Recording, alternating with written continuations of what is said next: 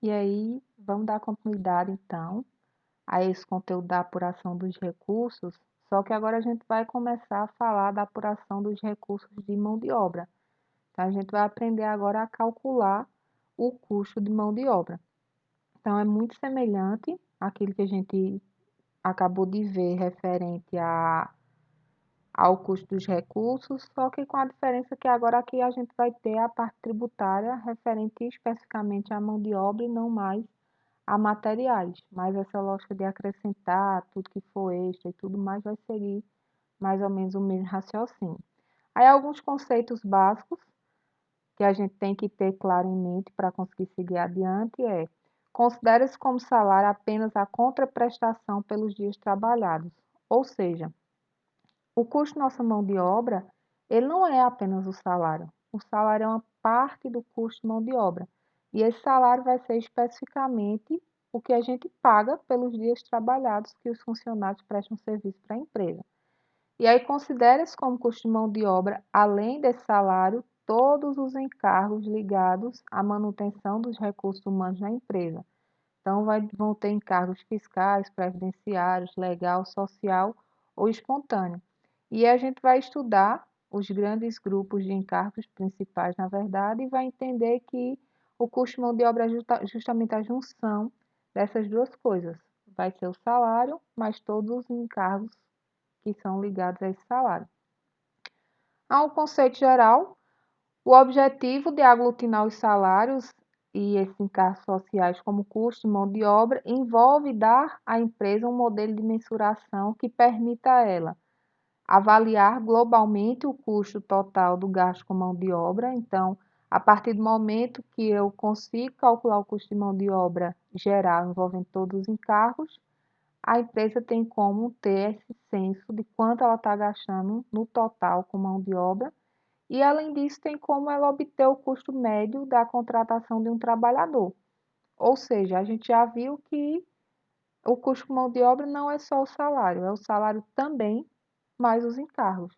Então, é um erro você achar, a empresa achar, que o custo que ela está tendo de contratação de um trabalhador é apenas o custo que ela está tendo pagando o salário daquele trabalhador. Então, a gente vai ver isso esclarecido, mas aí para frente vocês vão compreender melhor o que eu estou tentando dizer. Quando a empresa ela contrata um funcionário por um determinado salário, sabe-se que, de fato, o custo total será o salário, mais esse acréscimo que é inevitável para a empresa. Vocês vão se surpreender, que vocês vão perceber que é muito comum aqui no Brasil, devido à nossa carga tributária, que o custo que a gente tem com esses encargos, eles são praticamente, mais uma vez, o valor do salário. Então, daqui a pouco eu falo melhor sobre isso. Vamos seguir. Então, o salário, propriamente dito, considera-se o salário o valor nominal contratado entre a empresa e o funcionário a ser recebido pela contraprestação de serviço. Acho que isso aí já ficou claro. E esse salário, basicamente, tem três possibilidades. Pode ser um salário mensal, que é o mais comum, que acontece na grande maioria das pessoas. Então, mensalmente se recebe, por exemplo, um salário mínimo. Pode ser um salário por hora trabalhado, que é um salário em cima do tempo trabalhado. Por exemplo, o salário de nós professores, ele é em cima da quantidade de hora-aula que a gente dá. Então, seria por hora-aula trabalhada. E o salário por quantidade produzida. Isso é muito comum em situações de fabrico. Então, fabrico, para quem não sabe, trabalha com produção de peças de tecido e tudo mais. E a quantidade produzida indica o salário daquele funcionário. Aí, fora esse salário, a gente viu o chamado de encargos. Só que esses encargos, antes de a gente entrar propriamente dito nele, vamos falar desses adicionais legais. Tem alguns adicionais no salário que eles são obrigatórios perante a lei. E aí a pergunta que fica aqui é: esses encargos legais, eles são salário? Ou esses adicionais legais, eles são salários ou eles são encargos? Na legislação brasileira existe uma série de adicionais salariais que são recebidos diretamente pelo funcionário. Por exemplo, descanso semanal remunerado, adicional noturno, adicional periculosidade, insalubridade e etc. Como esses valores eles são ligados a essa remuneração básica, os trabalhadores tendem a encará-los como um salário complementar. Só que, na verdade, eles são encargos, porque eles são adicionais que a lei obriga a empresa a pagar. Então, eles são encargos salariais e não necessariamente um salário. Mas como vem tudo lá no mesmo bolo, é comumente tratado como sendo salário. Os encargos sociais. A gente vai ter, eu disse a vocês, alguns grupos de encargos, a gente vai ver esses grupos agora. Então, tudo que não for salário, que compor nossa mão de obra, nosso custo de mão de obra, vai corresponder a esses encargos. Então, todas as verbas que não forem consideradas como salário poderão ser reunidas em um grupo de contas contábeis denominados encargos sociais. E esses encargos sociais, eles se subdividem em encargos legais, que é o nosso primeiro grupo aqui. Vamos ter os encargos salariais e vamos ter os encargos espontâneos. Então, a gente vai ter 3 subgrupos principais, a gente vai entender o que é cada um deles. Nesses encargos legais, são verbas pagas por força de lei, que não serão recebidas diretamente ou imediatamente pelos funcionários. Ou seja, é verba que a empresa paga, só que não é recebida diretamente pelo funcionário. E não também imediatamente, pode ser que ele venha a receber posteriormente. Então, por exemplo, contribuição da empresa ao INSS, ela tem que contribuir por cada trabalhador, auxílio doença e auxílio acidente do trabalhador, aviso prévio, indenização do trabalho, FGTS. Esses são os principais exemplos que a gente tem aí de encargos legais. Então, eles são obrigados perante a lei, porém não são recebidos diretamente ou imediatamente pelos funcionários. Os encargos salariais, eles também são obrigatórios perante a lei, só que são representados pelas verbas pagas aos funcionários, como complemento anual da sua remuneração. Então, também são obrigatórios perante a lei, com a diferença que esses são direcionados para ser pago diretamente aos funcionários. Então, os mais comuns que a gente conhece desses encargos salariais seria o 13º salário, as férias, o INSS e o FGTS sobre as férias e 13º salário. Esses seriam os principais exemplos aí que a gente teria dos encargos salariais. Por outro lado, a gente tem aqui os encargos espontâneos. Nesses encargos espontâneos, são gastos que a empresa assume liberalmente, ou seja, que ela não é obrigada perante a lei a assumir isso aí. Então, ela opta por assumir ou não.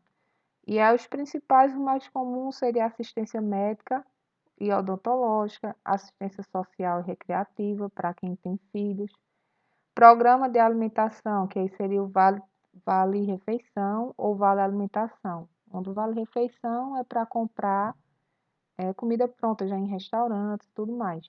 Já o vale alimentação, ele é para fazer feira, então ele é mais aceito em supermercados. E esse transporte aqui do trabalhador, tem uma observação a ser feita sobre ele. Ele está aqui como espontâneo, mas ele é espontâneo no seguinte sentido: a empresa, na verdade, ela tem opções de como ela vai oferecer esse transporte. A empresa ela é obrigada a garantir uma maneira do funcionário chegar ao trabalho, e aí esse obrigado, ela pode escolher entre dar o auxílio transporte monetariamente, dar esse auxílio transporte já acreditado em algum cartão que o funcionário usa nos meios de transporte, ou oferecer um meio de transporte próprio da empresa. Então, por exemplo, colocar um ônibus rodando e passando pelos locais para pegar esses funcionários. Então, é um encargo que ela tem opções de como atuar, mas na verdade ele está mais para algo obrigatório do que para algo espontâneo, porque ela tem que garantir a maneira pelo qual o trabalhador vai chegar lá no trabalho. E aí, como é que a gente faz a apuração desse custo médio dos encargos? Já que a gente viu que tem 3 grandes grupos de encargo, Não tem como a gente dizer que toda empresa tem exatamente o mesmo gasto com encargo, porque vão ter aquelas que vão ter mais encargos desses espontâneos, vão ter aquelas que não oferecem nenhum desses benefícios espontâneos. Então, como é que a gente apura esse custo médio? O impacto dos encargos sociais, como adição ao custo dos salários, vai variar de empresa para empresa. É o que eu disse a vocês, não vai ser um valor fixo, não tem como ser um percentual pré-determinado. Então, se faz necessário um estudo particular para apurar um custo médio para a empresa. Então, cada empresa ela vai ter seu custo médio aí associado a todos esses encargos. E para a gente descobrir, a gente tem que fazer um estudo nessa própria empresa. E como é que é feito isso? A metodologia mais utilizada é apurar periodicamente os gastos com todos os encargos da empresa e confrontá-los com o somatório dos salários pagos no mesmo período. Ou seja, para a gente saber quanto se tem de gasto médio de encargos, como é que se faz? Soma tudo que a empresa teve com esses encargos sociais e compara esse somatório com a folha de pagamento, que é propriamente o salário, e vê como é que está essa relação. E aí, em cima dessa relação, a gente cria aí uma porcentagem de custo médio. Baseado em experiências passadas, a gente consegue fazer previsões para experiências futuras. Vou fazer um exemplo com vocês daqui a pouco e vai ficar um pouquinho mais claro o que eu estou querendo dizer. Aí vamos lá, ó. Aqui a gente tem, vamos partir agora para esse exemplo, vamos verificar como é que a gente faz a apuração aí desses custos médios com encargos sociais. Pensem a seguinte situação aqui dessa empresa, esses gastos dos períodos com salário seria especificamente a nossa folha de pagamento. Isso aqui não é o custo de mão de obra, isso aqui é especificamente salário, é só uma parte do nosso custo de mão de obra. E a gente diz, a gente chama isso aqui de 100%, que é para a gente construir nos outros percentuais, tendo por base esse salário que a gente tem aí essa folha salarial que a gente tem. Aí vamos lá, como é que a gente descobre isso aqui, ó? Isso aqui é nossa incógnita, como é que a gente chega nesse valor aqui? Vocês vão ter que olhar na empresa, isso no dia a dia, na vida real, né?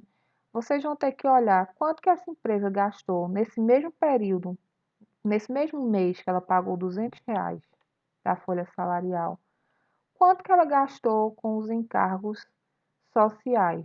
E aí vamos começar pelo grupo 1, que são os encargos legais. Quanto que ela gastou de quitação com o INSS? Aí verificou-se aqui foi 60 mil.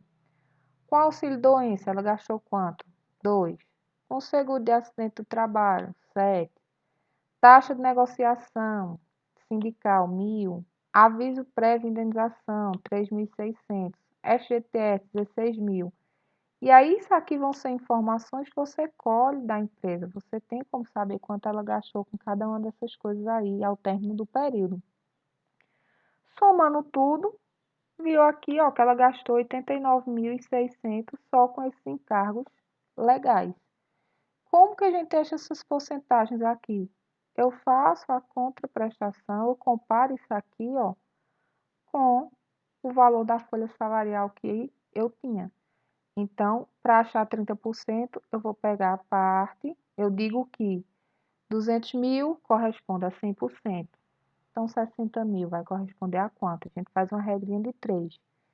E aí tem a regrinha de 3 rápido, que eu já ensinei para vocês também, que é só pegar a parte e dividir pelo todo. Então, 60 mil dividido por 200 mil dá 30%. 2 mil por 200 mil dá 1%. E assim sucessivamente. E no total aqui, do grupo 1, dos gastos com encargos sociais legais, a gente vai ter 89.600, que corresponde, pegando 89.600 dividido por 200 mil, corresponde aqui a um acréscimo de 44,8% no valor da minha mão de obra. Isso os encargos legais. Vamos olhar os outros encargos. Vamos agora para os encargos salariais. Isso vocês podem colocar tudo numa coluna só. Estou colocando quebrado por slide porque fica melhor a visualização, fica melhor para vocês entenderem. Aí, naquele mesmo período ainda, naquele mesmo mês, foi visto que a empresa gastou com 13º 16.600, com férias 22.200, com participação nos lucros e resultados 16.000, INSS e FGTS sobre as férias e 13º 8.400. Somando tudo isso aqui, foi visto que a empresa teve aí um gasto de 63.200. Para achar esses percentuais aqui, é a mesma coisa. Regrinha de 3, 200 mil lá da minha folha salarial corresponde a 100%, 16.600 corresponde a quantos por cento? Vocês vão achar 8,3. Ou a regrinha de 3 rápida, 22.200 dividido por 200 mil, que é a parte pelo todo, vai dar 11,1%. E assim vai. E no total desse segundo grupo, que são os encargos salariais, a gente teve aqui que houve um gasto de 31,6%, ou seja, de R$ 63.200. Partimos aí para o nosso último grupo, de encargos sociais, que seriam os encargos espontâneos. A gente teve aí gasto com assistência médica e odontológica de 16 mil, assistência social recreativa 2.400, alimentação do trabalhador 10 mil, transporte 6, previdência privada complementar 20 e somando tudo 54.400. Do mesmo modo, a gente acha aqui nossos percentuais. Então, 54.400 dividido pelos 200 mil vai dar 27,2%. Agora, se a gente for pegar os totais de todos esses encargos, pegar esse total aqui, 89.600, pegar esse total aqui do salarial, 63.200, e esse total aqui do espontâneo, e vamos aglutinar eles aqui, para a gente entender o que é que a gente quer com isso aí. A gente teve os gastos de matéria-prima, vai ser aqui A mais B, que seria gastos com salário e gastos com encargos sociais. Então, eu sei que com salário eu gastei 200 mil, mas fora isso, vê a quantidade que a gente gastou aqui, ó. Então, dos encargos legais, a gente teve lá a soma de 89.600, dos salariais, 63.200 e dos espontâneos, 54.400. Totalizando unicamente de encargos sociais, 207.200. Ou seja, a gente acabou pagando mais encargos do que a própria folha de pagamento. E aí, somando esses dois valores aqui, ó, a gente vai ter o que de fato foi o nosso custo de mão de obra. Então, a mão de obra vai ser o salário mais os encargos sociais. Então, a gente teve de custo de mão de obra aqui total 407.200 mil. 407.200 mil. E para que serve isso aqui? Para que a gente está somando esses percentuais? Para que a gente está encontrando esses percentuais? Isso aqui serve para a gente interpretar da seguinte maneira: ó.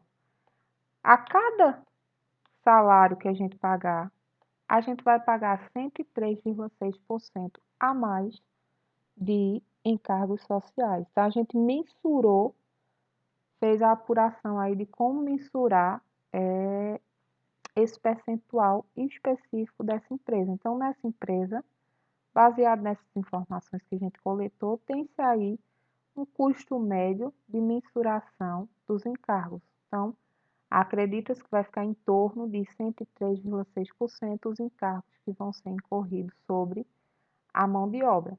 Isso é um percentual fixo para todas as empresas? Não. Isso é específico dessa empresa, baseado nos dados que a gente pegou dessa empresa. Para você saber o percentual de cada empresa, você tem que ver quanto ela gastou com encargos no mesmo período que ela tiver uma determinada folha de salarial a quitar. E aí, como é que a gente faz uso disso aí? Vamos dar continuidade, ó. A informação básica a ser extraída é a seguinte: para cada R$ 100 de salário pago a um funcionário, Em média, a empresa vai gastar R$ 103,60 de encargos sociais. Estou aplicando isso aqui, ó, porque a cada R$ 100 de salário, a gente vai ter 103,6% de 100, que vai dar R$ 103,60 de encargos sociais. Ou seja, o total dessa mão de obra aqui seria R$ 203,60 e não apenas o salário, que é o que a gente estava habituado a achar que seria.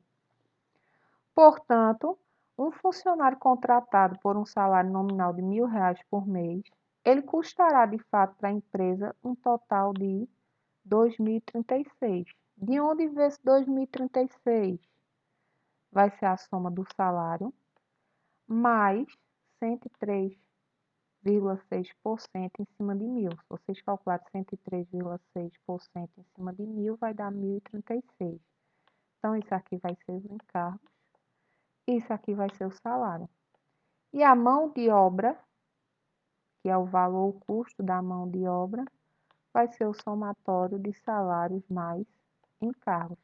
Então, às vezes a gente não compreende porque as empresas elas não querem, elas se recusam a estar assinando a carteira, mas é basicamente por isso. A gente tem um encargo salarial muito alto na mão de obra aqui no Brasil e, em geral, quando a empresa paga um determinado salário a um funcionário, ela está pagando aí de cerca de 80 a 100% desse salário, mais uma vez, só de encargos. Então, fica, de fato, um custo de mão de obra muito alto. Aí, o custo de mão de obra, agora a gente já entendeu a lógica, como funciona, vamos ver mais detalhes. O custo da mão de obra direta, depois de resolvida a mensuração desses encargos sociais, vai compreender o salário dos funcionários que trabalham diretamente com os produtos e componentes, mais esses encargos sociais. E aí, normalmente, o custo de mão de obra é medido a partir das horas trabalhadas. Então, normalmente, a gente calcula o valor da hora, para poder estar quantificando o custo da mão de obra, que é aquele que a gente vê lá nos exemplos. Custo da mão de obra para produzir uma unidade desse item custa 150. Como é que a gente chega naquele valor? Olhando quantas horas aquele item precisa para ser produzido e olhando quanto é o custo de mão de obra de uma hora. E aí aqui um exemplo de como a gente pode fazer a apuração desse custo de mão de obra aí. Vamos supor que a gente tem aqui 3 departamentos e os salários pagos, que é aquele exemplo que a gente está fazendo, ó, dos 200 mil da nossa folha de pagamento, 70 mil é do departamento 1, 40 mil do departamento 2 e 90 mil do departamento 3. Aí, fora o salário, a gente já sabe que a mão de obra direta vai ser composta pelo salário mais os encargos. E aí a gente viu que essa empresa, ela tem aqui, ó, encargos de 103,6%. Então, 103,6% de 70 mil vai dar 72.520. 103,6% de 40 mil vai dar 41.440. E do departamento 3, só dos encargos vai dar 93.240, o que totaliza lá os encargos que a gente tinha visto, ó, de 207.200. Bate com o que a gente viu aqui. A gente só está destrinchando onde essa mão de obra está sendo usada, no departamento 1, 2 e 3. Baseado nisso, agora a gente soma salário mais encargos sociais e acha o total da mão de obra de cada departamento. Ou seja, no departamento 1, se tem um total de 142.520 gastos com mão de obra. No departamento 2, 81.440. No departamento 3, 183.240. E aí agora eu já sei quanto está tendo de gasto de mão de obra por cada departamento. Para a gente saber quanto é a hora trabalhada nesse departamento, como é que a gente faz? A gente olha a quantidade de horas que esses departamentos ficaram ativos nesse período desses cálculos aí, ó. Então, o departamento 1 funcionou 4.750 horas, o departamento 2, 2.000 e o 3, 6.500. Então, para a gente achar o custo de uma hora trabalhada em cada departamento, o que é que eu faço? Eu divido o custo que eu tive total pela quantidade de horas trabalhadas nesse departamento. Divido mais uma vez o custo total, dividido pela quantidade de horas trabalhadas e assim sucessivamente. Aí a gente acha o custo por hora trabalhada em cada departamento. Então, 142.520 dividido por 4.750 vai dar R$ 30 a hora trabalhada no departamento 1. 81.440 dividido por 2.000 vai dar R$ 40,72 a hora trabalhada no departamento 2 e 28,19 a hora trabalhada no departamento 3. E aqui a gente tem um custo médio aí de hora trabalhada na empresa. Ele foi achado como? Dividindo o total que a gente teve de custo com mão de obra pelo total de horas trabalhadas na empresa. Aí se tem aí que em média é 30,73 e aqui a gente tem os valores exatos da hora-aula por departamento. Da hora-aula não, desculpa. O custo da hora trabalhada em cada um desses departamentos. E aí, a gente parte agora só para entender essa questão da quantidade de horas utilizadas. Então, como é que eu conto essas horas utilizadas?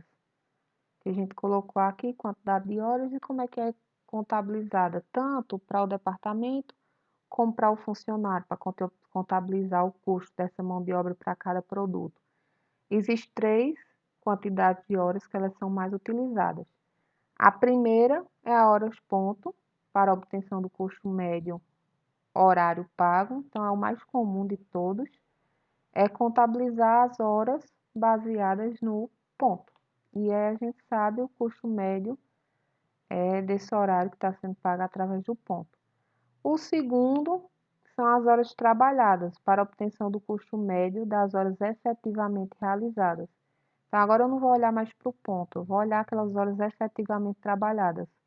Então, do horário total do trabalho do funcionário, eu vou tirar um tempo que ele foi ao banheiro, eu vou tirar um tempo que ele parou para tomar água, eu vou parar um tempo que ele parou para lanchar. Então, eu subtraio tudo isso e eu foco especificamente na hora trabalhada, para eu saber o custo médio dos horários efetivamente realizados.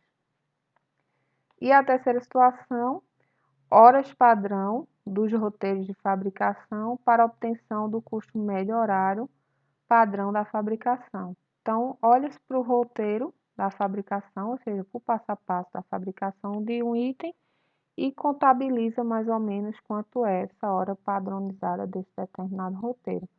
Então, essas são as 3 horas mais utilizadas e a mais comum de todas é aqui a situação 1. Falamos do como calcular o custo da mão de obra direta, agora vamos ver como calcular o custo da mão de obra indireta.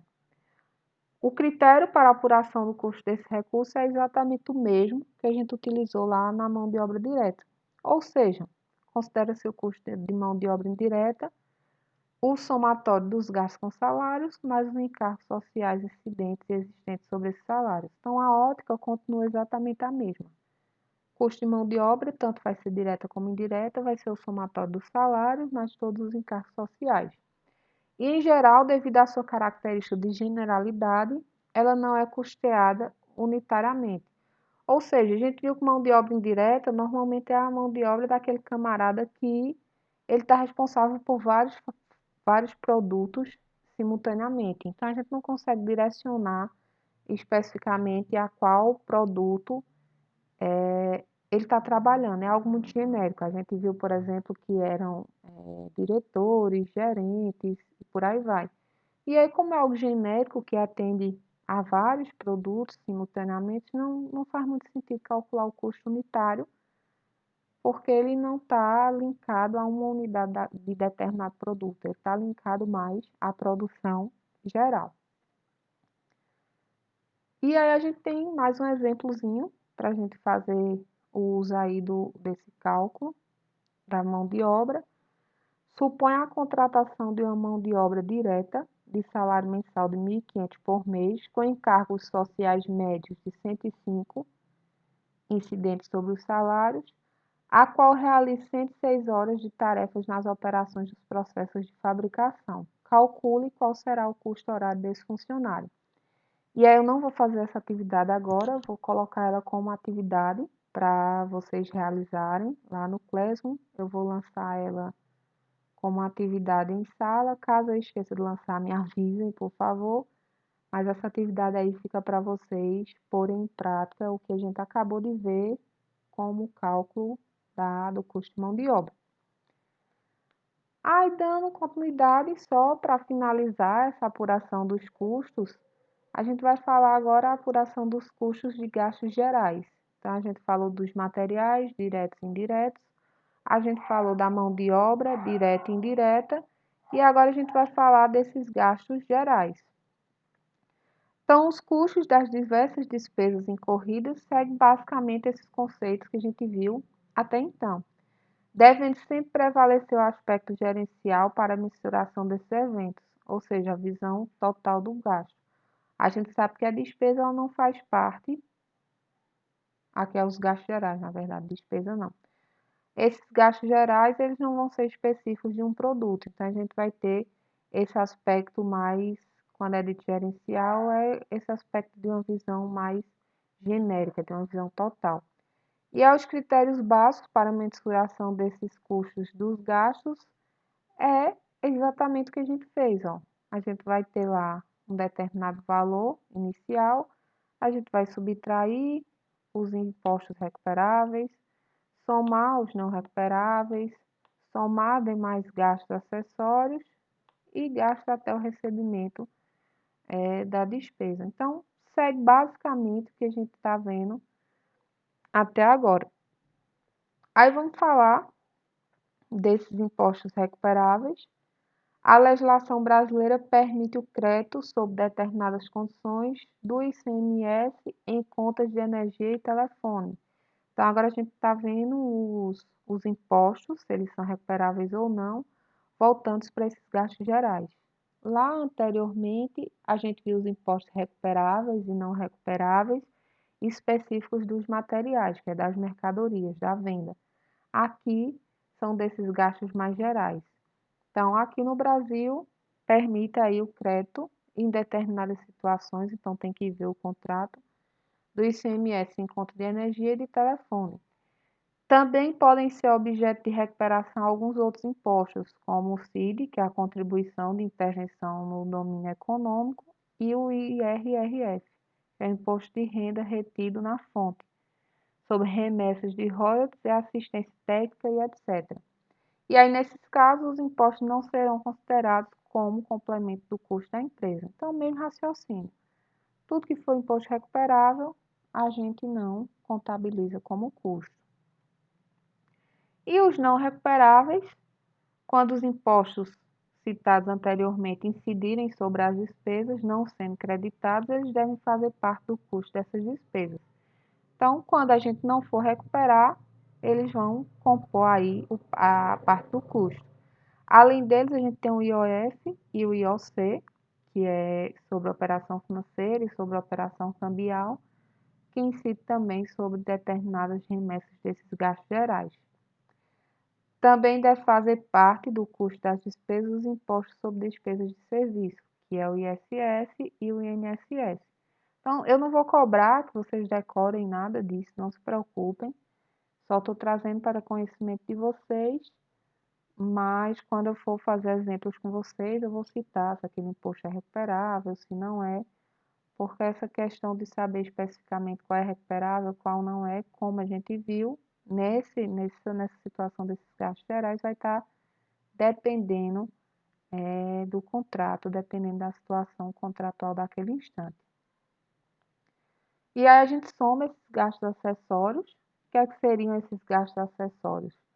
Algumas despesas são compostas de mais de um item e devem ser contabilizadas pelo seu total. Por exemplo, o valor do aluguel vai ter o valor contratado propriamente dito.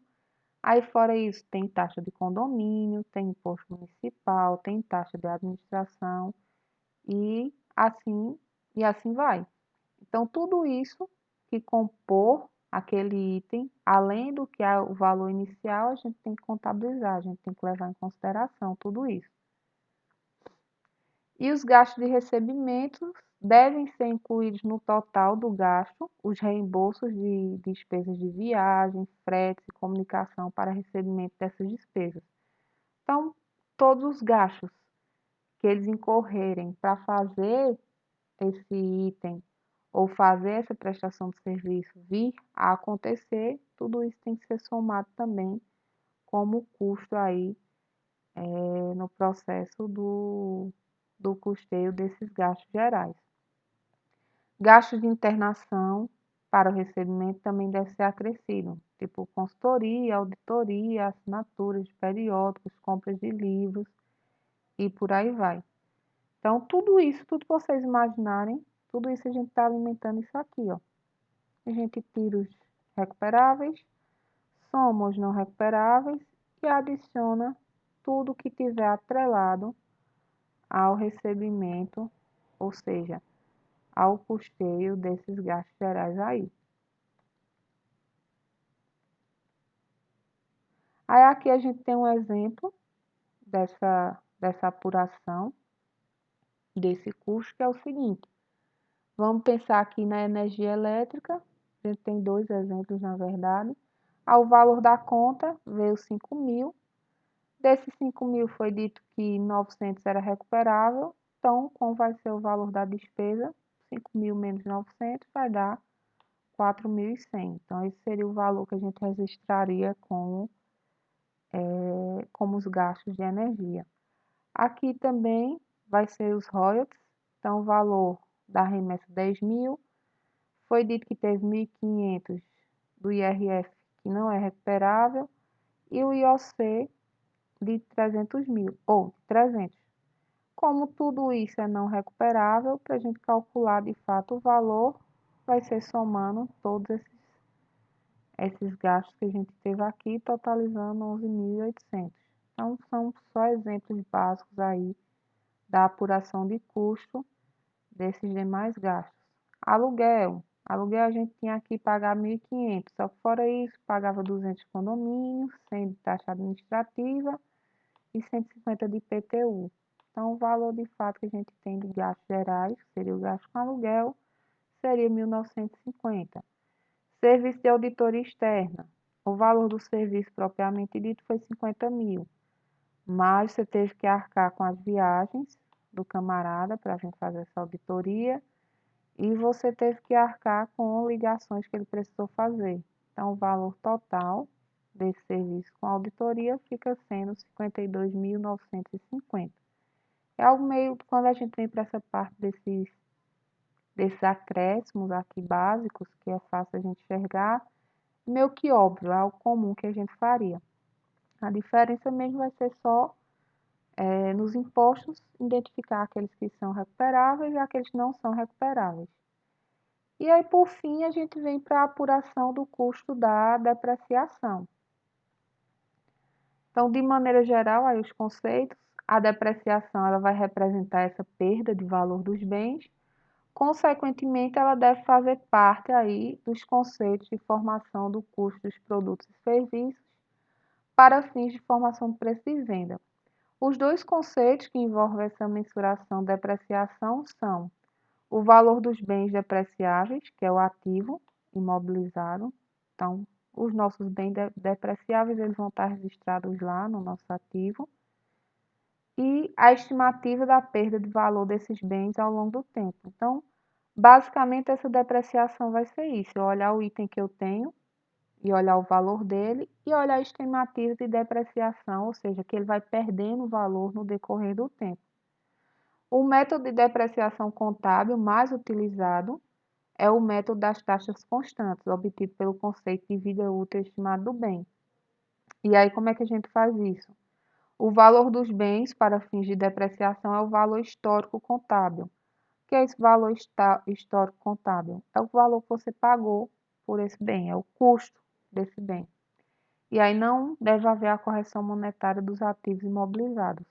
Então, por mais que haja inflação, o que for, a gente não faz essa correção. É o custo histórico, é o custo que você pagou naquele item quando você obteve ele. E aí, uma vez que você sabe quanto você pagou, a perda de valor do bem, ela é calculada tomando como base a vida útil estimada desse bem. E essa vida útil estimada desse bem, a gente tem essa informação, não é a gente que dita, é a informação pré-estabelecida. Então, baseado nela, se eu sei, por exemplo, que a vida útil, vamos supor, não recordar agora, mas vamos supor que a vida útil de um carro seja 5 anos. E aí eu comprei esse carro por 50 e vai depreciar em 5 anos. Ou seja, por ano, quanto vai ficar o valor da minha depreciação? Se eu comprei ele por 50 mil, a vida útil dele é de 5 anos, eu pego 50 mil, divido por 5 e eu sei que por ano ele vai perder 10 mil em valor, ele vai depreciar em 10 mil. Então, a lógica é mais ou menos essa aí. Aí, ao final da vida útil dos bens, o valor residual desses bens na contabilidade ficará igual a zero. Então, depois de passados 5 anos, contabilmente falando, esse carro que eu mencionei, ele não vai ter mais nenhum valor contábil, mas ele segue lá registrado até que ele até que ele saia fisicamente dos bens da empresa. Isso aqui era para vocês terem visto lá em contabilidade geral, não sei se vocês viram, mas enfim, essa é a técnica mais comum de calcular o custo da depreciação. É você ter esse valor histórico, que é o quanto você pagou, você saber qual a vida útil estimada desse bem.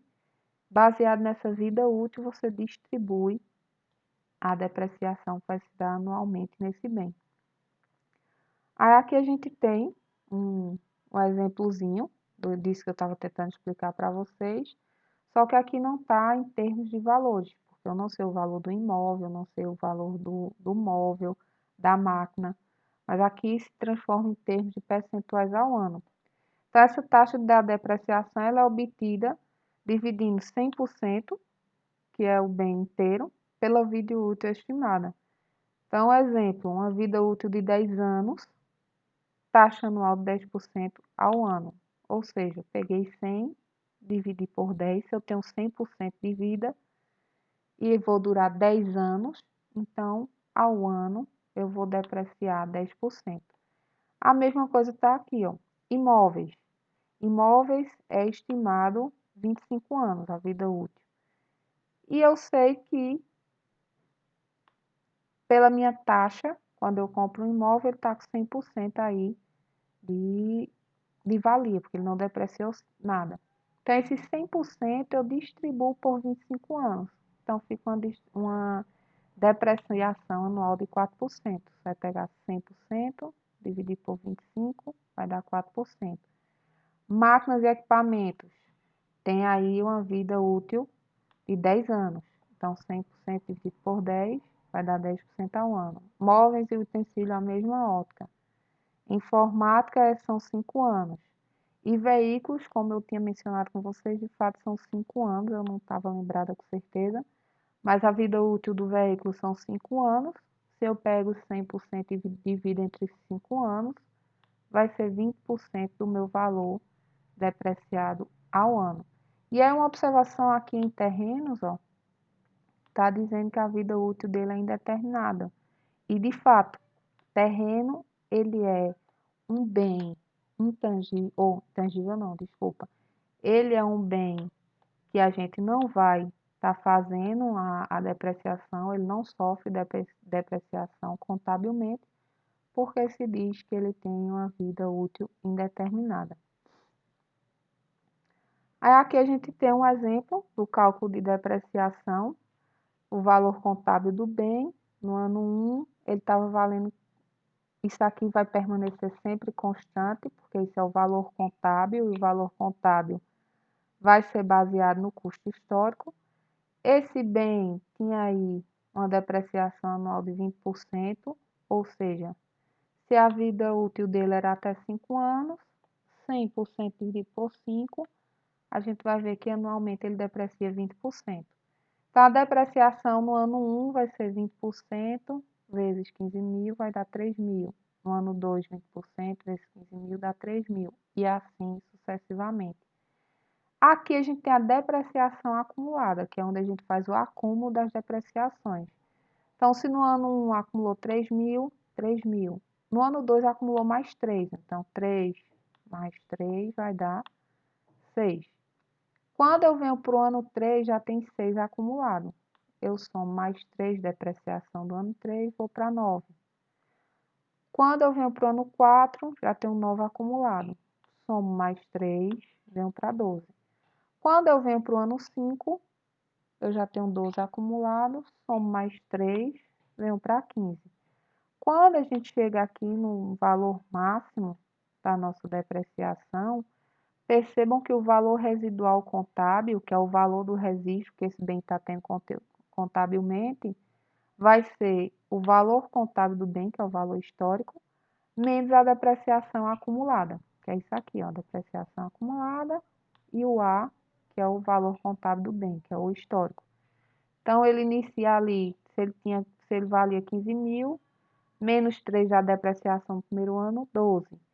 12 menos 3 de novo da depreciação do segundo ano, 9. Menos 3, 6. Menos 3, 3. Menos 3, 0. Quando a gente chega no quinto ano, esse bem contabilmente ele não vai sofrer mais nenhuma depreciação, porque contabilmente o valor residual contábil dele consta ali como sendo 0.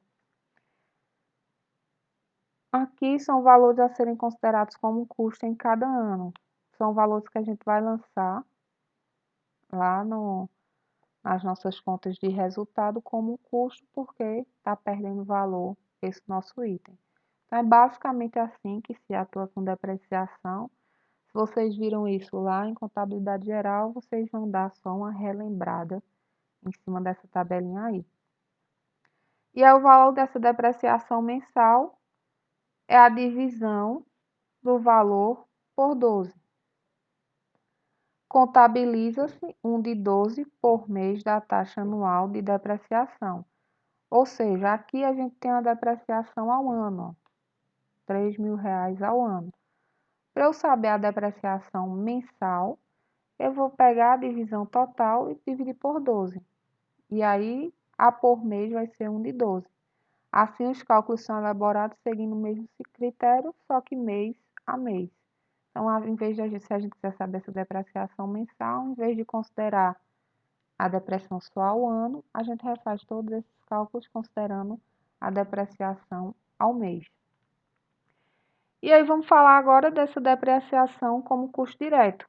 De acordo com o conceito geral de depreciação, após o final da vida útil estimada desse bem, o seu valor residual vai ficar igual a 0. A gente viu isso já. Assim, não há mais possibilidade de contabilizar como nenhuma despesa nenhum valor a título de depreciação. Então, quando ele chega lá igual a 0, a gente não pode mais depreciar esse item, porque ele já chegou no valor residual de 0. Porém, no mundo real é muito comum que, mesmo após o término da vida útil estimada contabilmente, o imóvel ainda tenha condições de uso na produção. Então, ele fica lá sendo utilizado, porém, ele não sofre mais depreciação. Tal fato tem induzido que o processo de depreciação dos bens para fins gerenciais continue sendo feito. E aí tem esse detalhe. Contabilmente, no nosso registro que a gente entrega, a gente não pode mais fazer nenhuma depreciação, porque fere as leis contábeis lá do nosso balanço patrimonial. Mas gerencialmente, pode-se acontecer de continuar sendo feito aí unicamente para fins gerenciais esse processo de depreciação. A partir desse ponto, o procedimento de cálculos tem sido aplicado conjuntamente com o conceito de depreciação direta. O critério utilizado é determinar o valor gerencial do bem e traduzir a depreciação em custo unitário direto, seja por hora, peso ou volume processado. Então, é quando a gente sabe que essa depreciação ela consegue ser associada diretamente a um item, porque a depreciação direta, lembrem-se que é isso, por exemplo, se é um maquinário, A depreciação desse maquinário só pode ser tida como custo direto se esse maquinário for usado especificamente por um tipo de produto. E aí a gente segue calculando isso aí gerencialmente para definir o custo dessa unitário direto, seja por hora, por peso ou por volume processado. E aí a gente tem um exemplozinho dos equipamentos 1, 2 e 3. O valor gerencial do bem, que é o preço do mercado, o equipamento 1, 54.400, o 2, 500 mil e o 3, 2 milhões. Aqui a gente tem a capacidade de processamento de cada um. Então, ele tem aí a medida da vida útil 17.000 horas, o equipamento 1, ele é baseado nas horas. No equipamento 2, ele consegue trabalhar 10 milhões de litros, então ele é medido por litros. E o equipamento 3, 150 mil toneladas, então ele já é medido por peso. O custo unitário, por cada uma dessas unidades de processamento, vai ser o valor do bem dividido pela sua respectiva capacidade produtiva, capacidade de processamento. Então, a gente vai ter 54.400 dividido por 17, cada hora vai ter um custo nessa máquina de 3,20. O equipamento 2, 500 mil dividido por 10 milhões, vai dar 5 centavos por litro produzido nesse equipamento. E no equipamento 3, 2 milhões dividido por 150 mil, vai dar R$ 13,33 aí o custo por tonelada fabricado nesse equipamento. Isso aqui são informações unicamente gerenciais. É para a gente saber qual o custo aí que eu vou atrelar diretamente quando eu quiser calcular a depreciação como um custo direto associado aos meus produtos. E aí a gente finaliza como fazer esses cálculos, dos custos, a gente abrangeu basicamente todos os custos que a gente utilizou em nossos exemplos.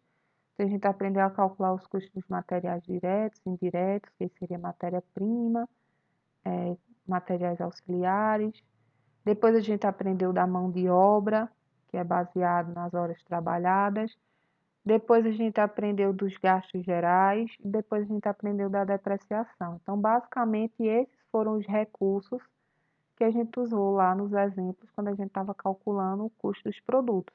E agora a gente entendeu de onde foram provenientes os custos desses recursos. Então, é isso que vocês vão ter que fazer na vida real, caso vocês queiram trabalhar nessa área mais de produção, de análise gerencial, de produção e tudo mais. Qualquer dúvida, anotem aí que a gente tira no momento de interação, beleza? Até a próxima.